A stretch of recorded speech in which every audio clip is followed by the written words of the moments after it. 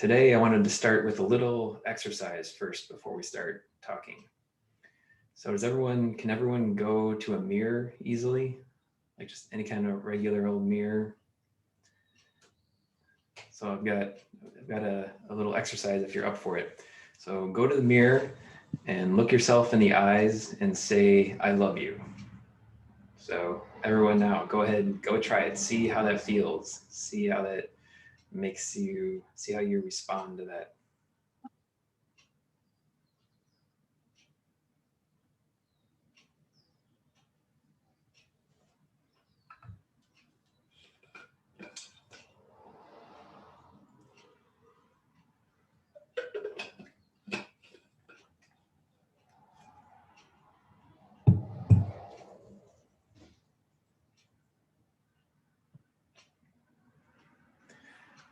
All right, so how did that make you feel? Oh, good. Good. Awesome. Yeah, that's great. Some people can't even do that. I got this idea from my meditation, my in-person meditation on Mondays. One of the participants, her therapist told her to do that every day as an affirmation, right? It's a kind of a positive affirmation to go tell yourself that you love yourself. But some people, that's a real struggle to even look themselves in the eye and say, I love you. So I've kind of seen that as a test of your relationship with your own heart. So if you're pretty good, if you feel love for yourself, it should be easy. It should make you feel good to go to a mirror and look yourself in the eyes and say, I love you. So, and if it does feel, or if it already feels good for you, you can try doing that on your own whenever you need a little pick me up. Just go look at yourself, smile, and tell yourself that you love yourself. I was kind of surprised when I tried it. I wasn't sure how it would feel. I was pretty sure I'd be able to do it because I've been feeling pretty good about myself lately.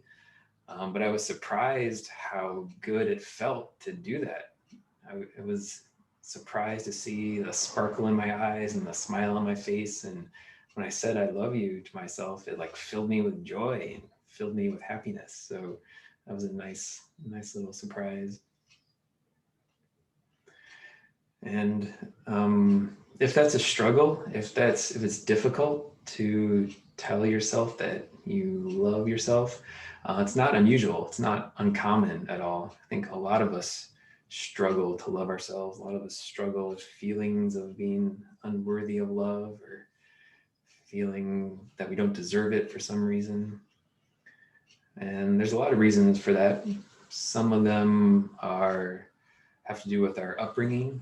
I think lots of us receive messages about that love is conditional, that we only receive love when we act in a certain way or behave, or say from teachers in school, we only get approval from them when we work hard and do as we're told, and from our friends, from our peers, we only receive acceptance when we conform to the group and kind of do what everyone else is doing and go along with the group. So throughout our lives, we receive these messages that we only receive love, we only get acceptance and approval when we act in a certain way or do some particular or be a certain way.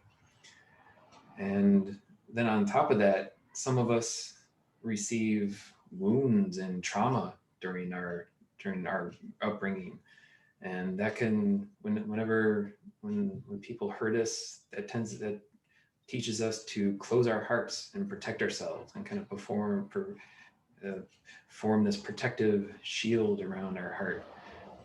And then on top of that, a lot of us never really learn how to healthily express emotions. And so we wind up repressing a lot of emotions, repressing sadness or anger or fear or pain. And all those repressed emotions then just kind of glom up on top of that protective shell in our hearts. And it keeps us safe. It helps keep us safe from more harm, but then it also helps us, or it prevents us from feeling the love that we want to feel. So there's all these. So lots of us have kind of a lifetime of conditioning that makes us feel like we need to be something else or do something else in order to be worthy of love. And so that little exercise is a good way to kind of check in with how you're feeling about yourself. And it can be a good way to help make yourself feel more love and feel more happy with just yourself. So, any questions about that?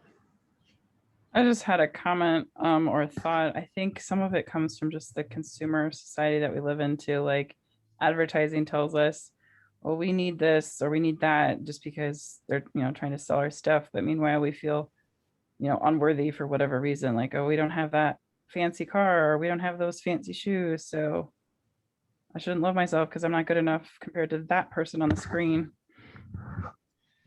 Yeah, that's a great point. I didn't even talk about all the messages we receive from the our capitalist culture that, exactly like you said, because they're wanting to sell stuff, they make it seem like we need all this stuff to be happy. We need all this stuff to be worthy of love. And if you don't have the right things, then you're not going to be happy. And so yeah, I think I saw somewhere that something like Sigmund Freud's son, or one of Sigmund Freud's like students, one of his or one of his followers, one of his disciples, purposefully used psychology in the early days of advertising to make people feel like they're missing something in order to drive them to want to buy more stuff.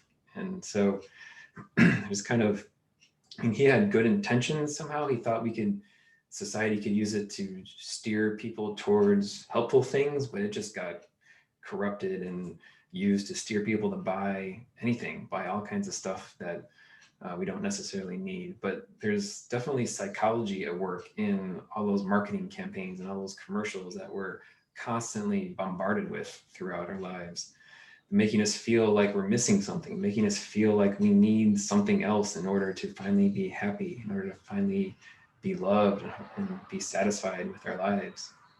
Feel free to use that as a little personal affirmation whenever you need a little pick me up. Or you can even try to make it into a daily routine to every morning look in the mirror and tell yourself I love you. It can be a good way to start off the day and start things on the right foot.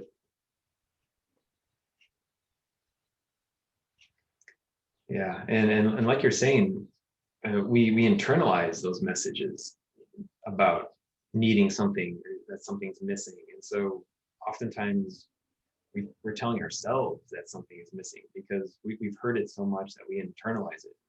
We think that we actually believe it, that we ourselves, that we're not worthy exactly as we are. We need something else. But and so it can be sometimes for at first it can be a challenge to just love ourselves exactly as we are. But that's like that's one of the keys, is that everyone deserves love exactly the way they are. No matter how much, no matter how flawed they are, no matter, even if their values differ from yours and their actions oppose your values, they still need more love. That doesn't mean they don't deserve love. In fact, the people that are out there doing the most horrible things in the world right now, those are the ones who need love the most, need to feel and need to be able to love themselves the most, because most of the horrible things that are done in the world, most of the predators out there, the mean people, they're acting, they're causing pain because they themselves are in pain, because they've grown up without love. And so I think there's a saying that hurt people hurt people. And Yeah, I've heard that. yeah, healed people heal people. And so yeah.